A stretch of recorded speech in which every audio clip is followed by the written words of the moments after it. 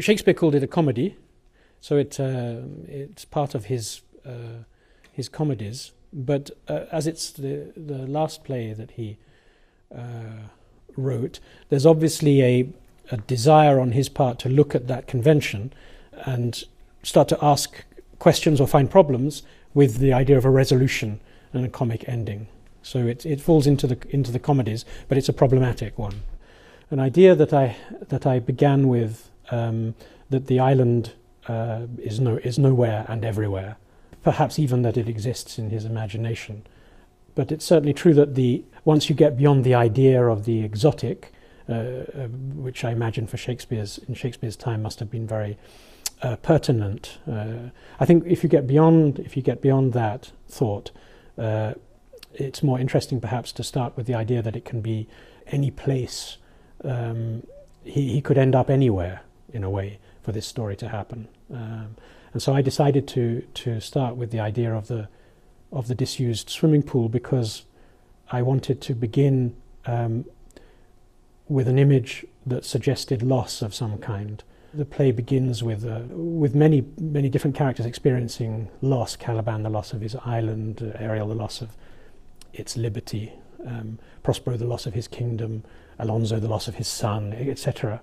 And so I wanted to begin with a place that for me represented personally loss of, in a nostalgic way even perhaps, loss of a past time. The idea of the swimming pool in the 1930s being a recreational centre for people to holiday. There's many of these pools that are now disused, and I think it's sort of suggestive of a loss of a former time. And so I wanted to try and put that together with the idea of what Prospero had lost, I suppose. But it's, I don't want to say too much either, because it's I want people to be free to interpret what they will from it.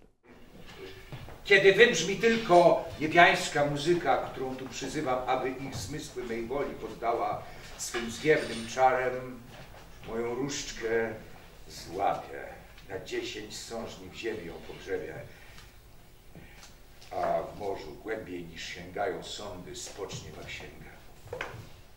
The most interesting way of inviting you I can think of is that this is a chance to witness a meeting between a foreign director, an English director, and Polish actors, and I think that the exchange culturally is an interesting one.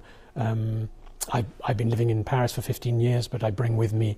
I grew up with and around Shakespeare, of course, like everybody in England. Although I've never directed Shakespeare in English, so there's a sort of strange and interesting chemistry, I think, between bringing the cultural references that I do and marrying them with what comes out of another country and another language.